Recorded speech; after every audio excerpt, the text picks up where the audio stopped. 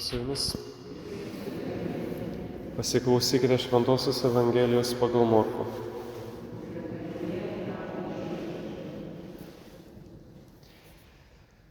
Petras ėmė sakyti Jėzui: štai mes viską palikome ir sekime paskui tave. Jėzus tarė: iš tiesų sakau jums, nėra nė vieno, kuris dėl manęs ir dėl Evangelijos paliktų namus, ar brolius, ar seseris, ar motiną, ar tėvą, ar vaikus, ar vaikus, ir kuris jau dabar šiuo metu negautų 100-eriopai namų, brolių, seserų, motinų, vaikų ir vaikų, ir ateisiančių vaikų amžinojo gyvenimą. Vis dėlto daug pirmųjų bus paskutiniai ir daug paskutinių pirmieji. Girdėjote Viešpaties žodį. Prašom, atsisėskit.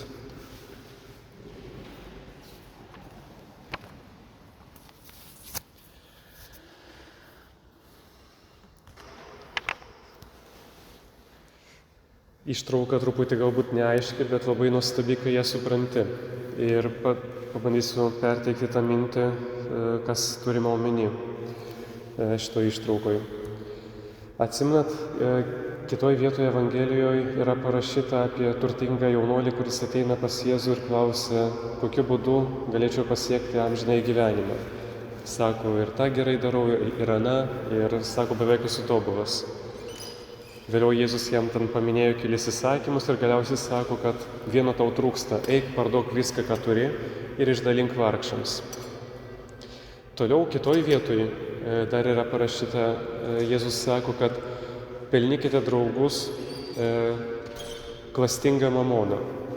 Maždaug taip, neatsimenu tiksliai, kaip ten buvo parašyta, bet pinigų dėka gali surasti, čia aš taip jau interpretuoju, kad pinigų dėka gali surasti naujų bendryščių, bet ne, kad naudokis pinigais tam, kad atsirastų naujų ryšių. Ir tos ištraukos, kurias paminėjau, yra labai svarbios, kad suprastume šitą ištrauką šiandienos. Petras klausė Jėzaus: mes viską palikome ir sekėme paskui tave, ir kas mums už tai?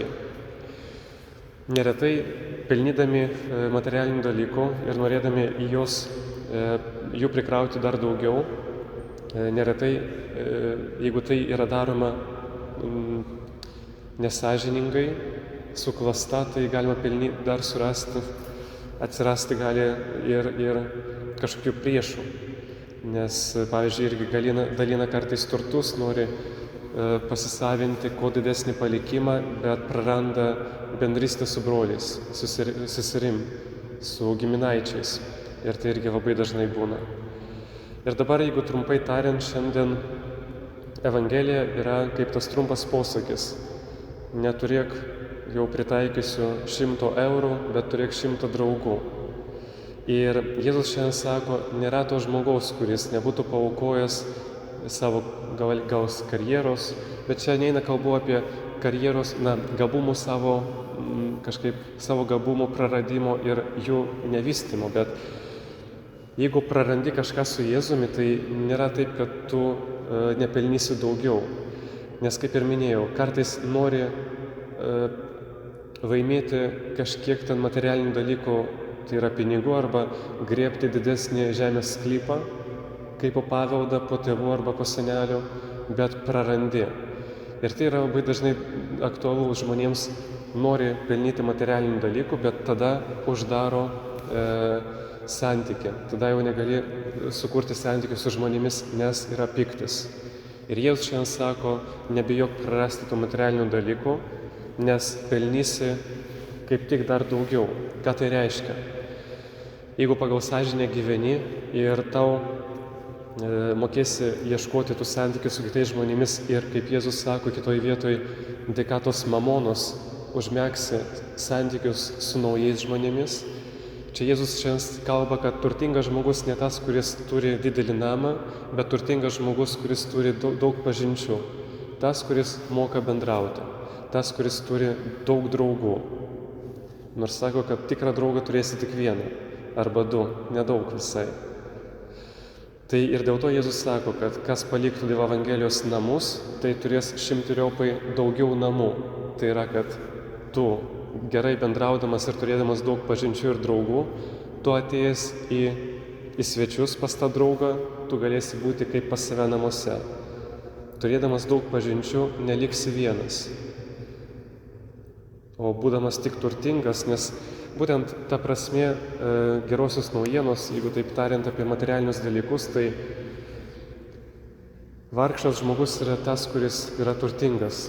Vargšas tas, kuris daug turi materialinių dalykų, kuris nemoka naudotis tinkamai, kuris pripildo, ir nori parodyti galbūt savo tą,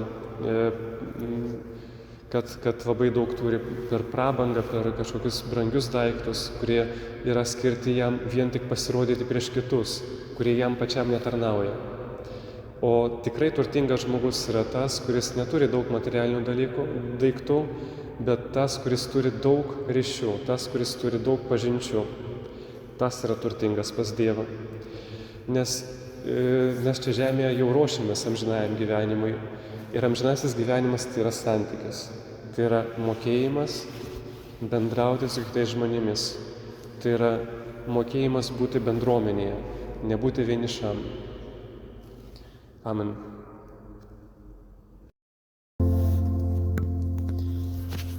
Viešpats su jumis. Pasiklausykite.